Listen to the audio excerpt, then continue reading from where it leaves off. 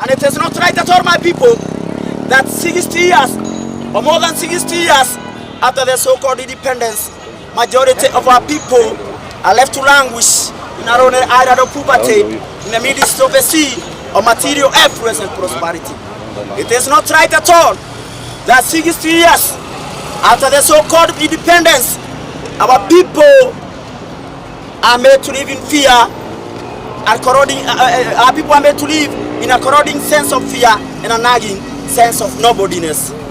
My people, we must destroy this inferiority complex that has been taught into us all these years. That is why we are never able to unite and defeat the politicians. Politicians use lies.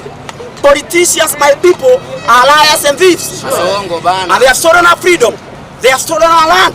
They have stolen our mind. They have stolen our future. Politicians are established in lies and failed promises.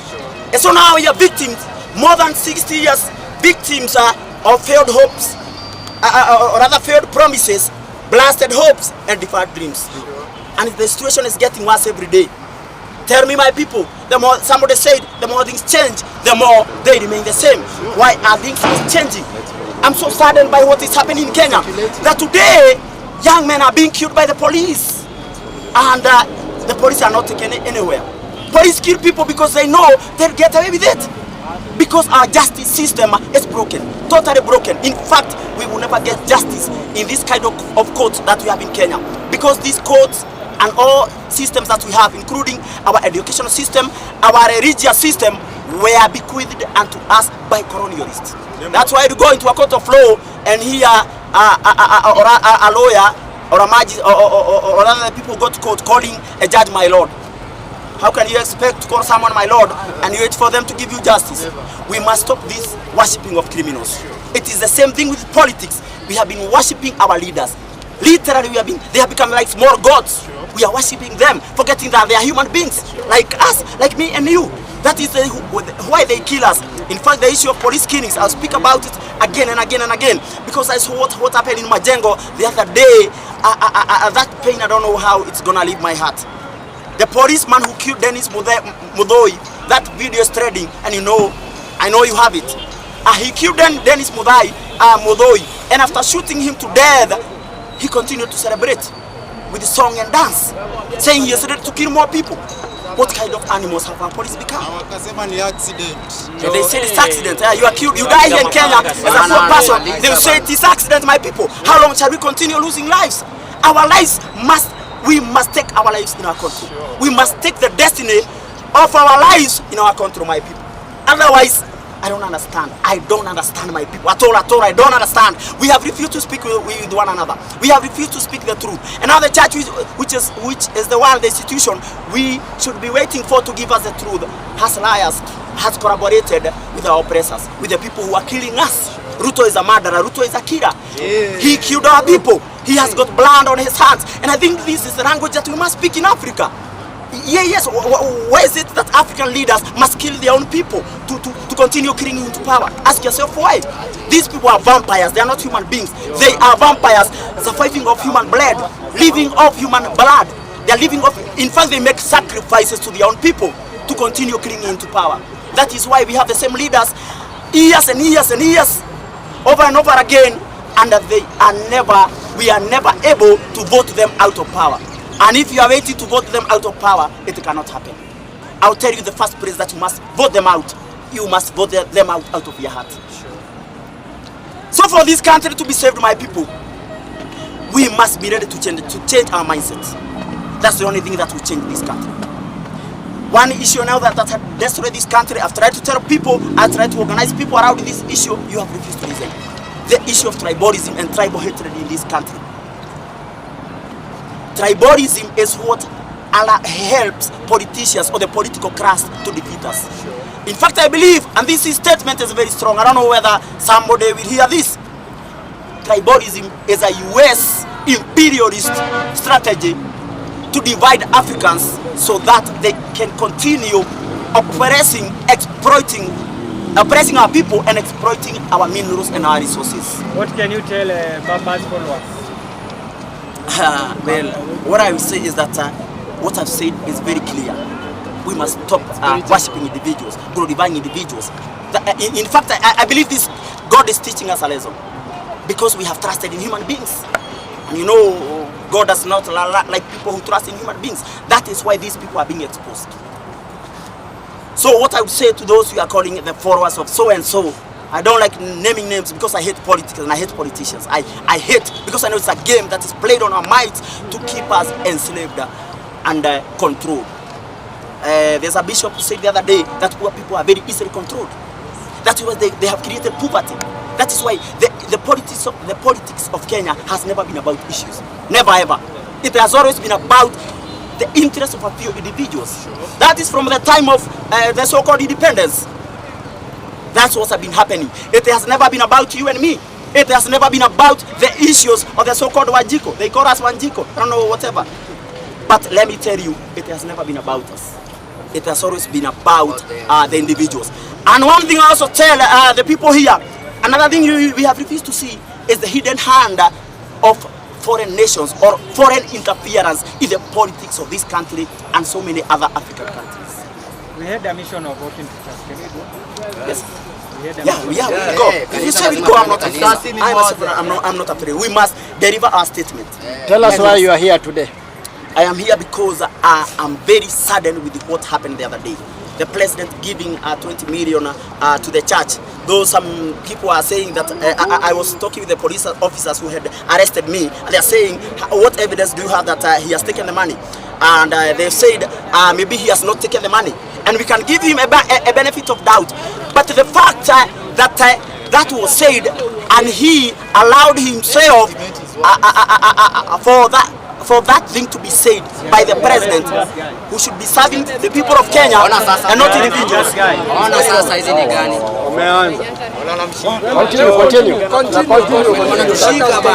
Continue.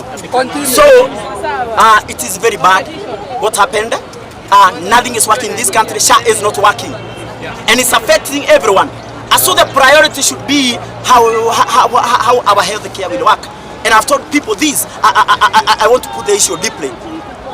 It is the poor people who vote in this country, and when we are voting, we are very dear to the politicians. Is it true or false? True. They come even to have abundance to eat there. We are very dear to them.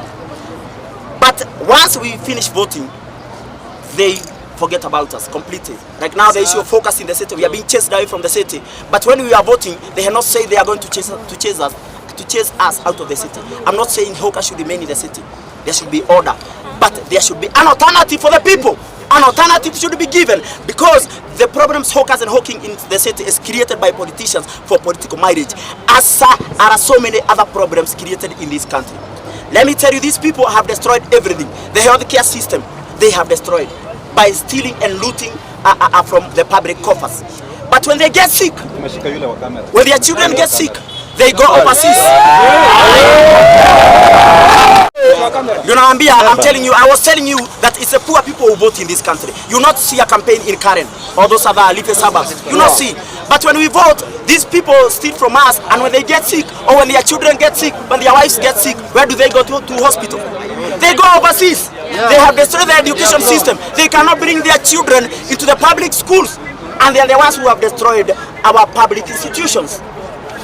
That is very sad, very sad. The kind of politicians we have in this country, I don't know what word can describe them, but they are evil. They are evil, and you must face them and remove them from power.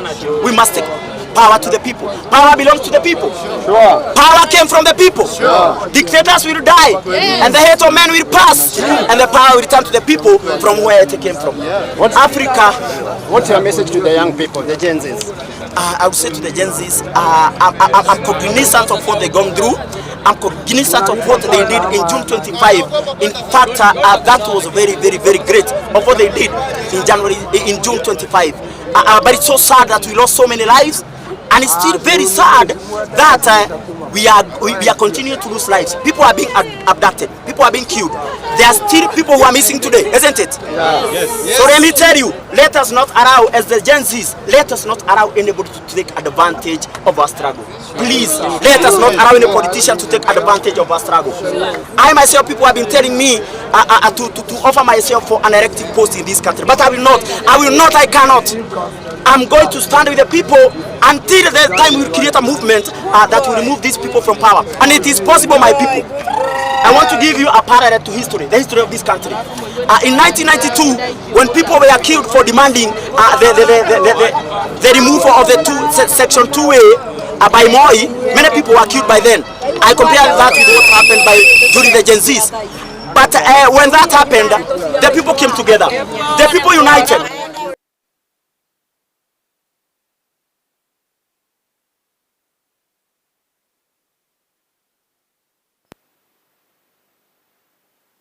Vehicle called Ford, and Ford was very powerful, and Ford was going to remove Moi from power until Moi and his people, the same way government does today, they use government operatives like NIS to delay the elections, and that is how Moi was able to divide the opposition. But if Moi had not managed to do that, to divide the opposition, those people had united with a common cause, and they had united to save the country.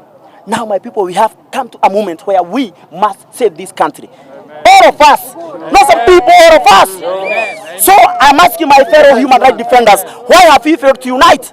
It has come to a point where I have come to realize the problem might not be so much our politicians, but the problem might be with us, the citizens, as the people. Why have we refused to unite, all of us Kenyans, against the presidency of William Ruto?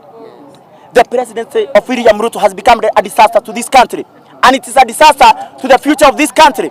And the more he remains in power, the more casualties we'll have, the more problems we'll have, the more suffering will continue going through. These people are murderers. The police are killing people. Denzel Omondi was killed, and these issues have not been solved. But it is not for president, it's a Kasongo. No. Yeah, Kasongo. So my people, I'm imploring among you, my people. I mean, I'm requesting you, so kindly, let us unite. it is very, very possible for Africa to unite, for Kenyan, poor people of Kenya to unite. And I would call all the media, let us have a media that tries to expose the evils being committed to us by politicians. Please, if you do that, the people in the media, we shall be able to get a platform where we shall articulate our issues and be able to remove these people from power. Because as I said, these people are not going to change. It is in their nature to lie. They are made like that. Don't wait for them to change. They cannot change. You cannot change a politician. It is like Dube who said, do not follow politicians. You will not gain any, you will never gain anything from them.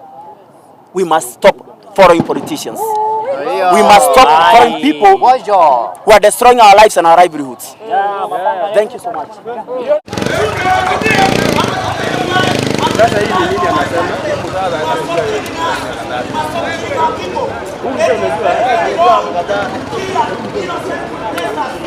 What we are saying is, we want change in this country, and we are ready to die for change. We are ready to fight for change.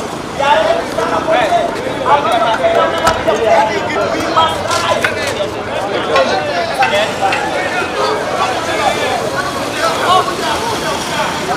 We shall overcome you.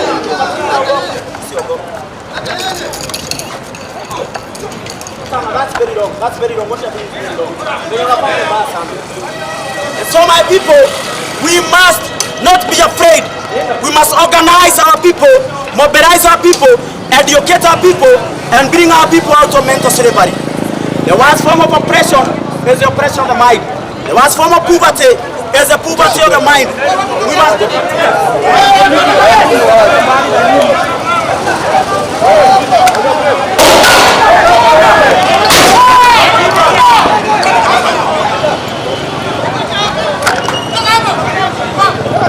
Onyesha kamera, onyesha kamera.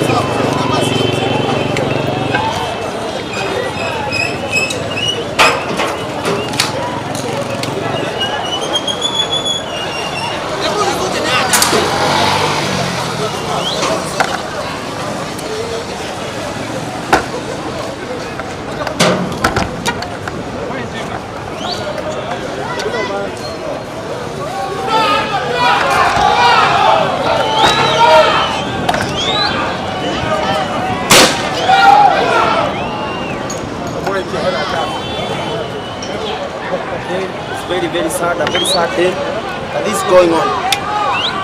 Can't understand, can't fathom what's happening, but I'm very, very, very sad to see this going on. It should not be happening in a civilized society. It should not be happening in a society where we have law and order, or where we have a constitution.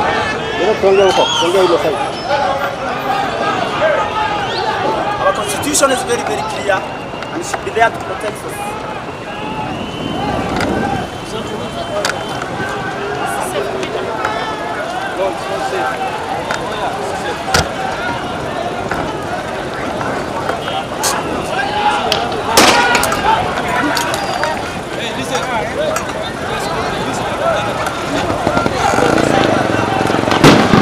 Sikiza tu na warudisha hii pesa story hizi. Bana.